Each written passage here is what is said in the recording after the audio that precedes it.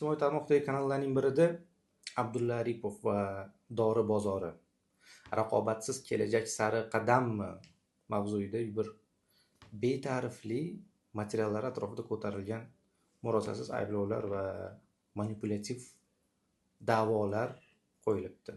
Avvalo faktologik jihatga e'tibor qaratiladigan bo'lsa, bu kabi iddaolarning asl manbalari ijtimoiy tarmoqlardagi odatda postlar va ba'zi noshirlar tomonidan tarqatilgan materiallar bo'lib, ularni asl manbai va dalillari ochiq tarzda taqdim etilmasligini ko'plab ta'kidlash mumkin. Bevosita dorixona tarmoqlari haqida so'z yuritiladigan bo'lsa, ma'lumki O'zbekistonda GPP ya'ni Good Pharmacy Practice standartlarining tasdiqlangan milliy hujjatlari mavjud. Bugun davlat tomonidan sog'liqni saqlash va dorilar taqchilligini oldini olishga yo'naltirilgan regulyator choralar, tizimli choralar, standartlar amalda aholi xavfsizligini himoya qilish maqsadini ko'zlaydi.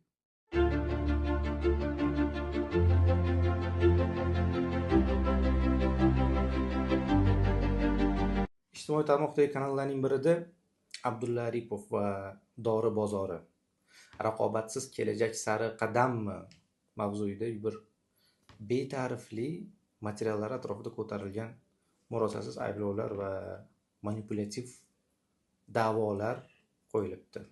Tabiiyki, avvalambor so'z erkinligi tamoyillari ishlab turgan davlatda bunday iddaolarga nisbatan huquqiy, iqtisodiy, sotsiologik va ma'rifiy jihatdan tartibli hamda eng muhimi dalilli tahlillar ham mavjud bo'ladi.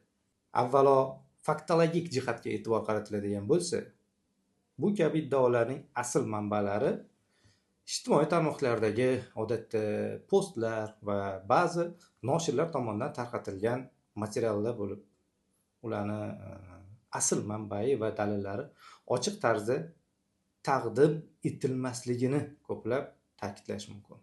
Umuman agar ayblovlar yuridik oqibatga ega bo'ladigan ma'lumot, ya'ni masalan korrupsiya, monopoliya yoki davlat aktivlarini o'zlashtirish kabi da'volar bo'lsa, ular albatta rasmiy hujjatlar, moliyaviy hisobotlar, audit xulosalari yoki eng muhimi sud qarorlari asosida tasdiqlangan bo'lishi kerak.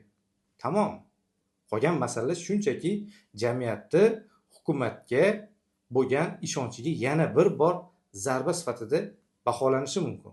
Bevosita dorixona tarmoqlari haqida so'z yuritiladigan bo'lsa, ma'lumki O'zbekistonda GPP ya'ni Good Pharmacy Practice standartlarining tasdiqlangan milliy hujjatlari mavjud va ularning maqsadi dorixonalarda sifat ta'minoti, o'sha ta'minot zanjiri, dorilarni to'g'ri saqlash va tarqatishni ta'minlashdan iborat.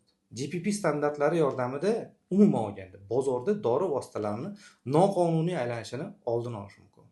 Demak, agar so'z kichik apteka va ulkan tarmoqlar o'rtasidagi tengsizlik haqida borar ekan yoki qonunchilikka har taraflama qo'llanilishi bilan bog'liq noqonuniy holatlar kuzatilsa, ularni aniqlash uchun maxsus auditorlar, nazorat tadbirlari va ochiq statistik ma'lumotlar talab etiladi.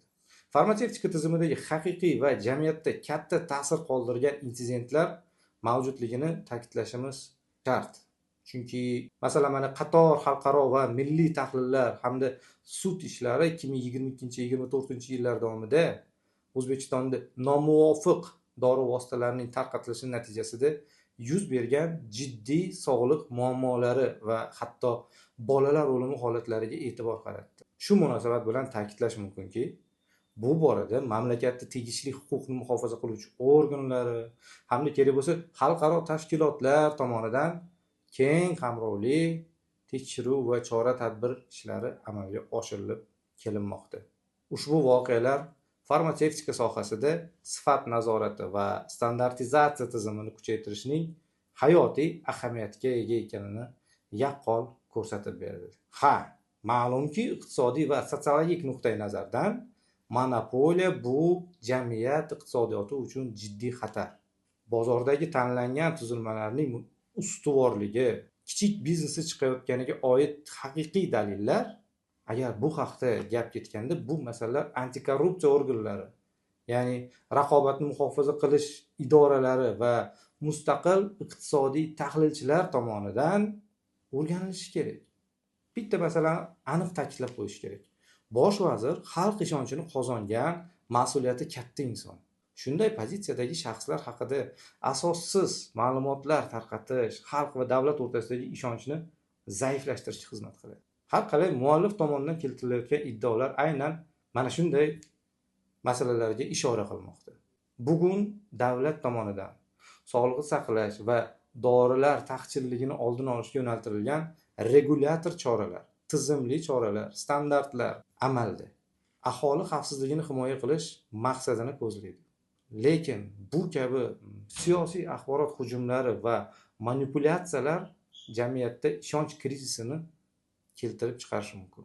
Max Weberning hukmronlik va legitimlik haqidagi g'oyasi hamda zamonaviy sotsiologik tajribalar shuni ko'rsatadiki, davlat institutlari va ularning rahbarlari haqidagi doimiy tekshirilmagan ayblovlar odatda ijtimoiy barqarorlikning bir susaytirilgan formasiga olib kelib qo'yadi. Va yana bir bor tanqid muhim va zarur. Bu fakt. Lekin u tahlilga, raqamlarga va manbalarga asoslangan bo'lishi kerak. Shaxsiy adovat, tuhmat yoki manipulyatsiyaning o'rniga konstruktiv mulohazalar va huquqiy yo'llar ko'rsatilishi darkor. Xulosa o'rnida aytib o'tish kerakki, har qanday muhim, g'arazli yoki xavotirli iddaolar ochiqlik, faktlar va tegishli idoralar xulosalari bilan asoslansagina haqiqatga yaqinlashadi. Shuning uchun ommaviy axborot vositalarining mas'uliyati va professional standartlari ustuvor bo'lishi zarur. Fact checking deganda manba tekshiruv va regulyator ma'lumotlariga tayanmagan tanqid bugungi murakkab ijtimoiy-iqtisodiy sharoitda xavfli hisoblanadi. Maqsad bitta: haqiqatni ochiq va xolis o'rganish, qonun ustuvorligini ta'minlash va jamoatchilikka aniq tekshirilgan ma'lumotni taqdim etish.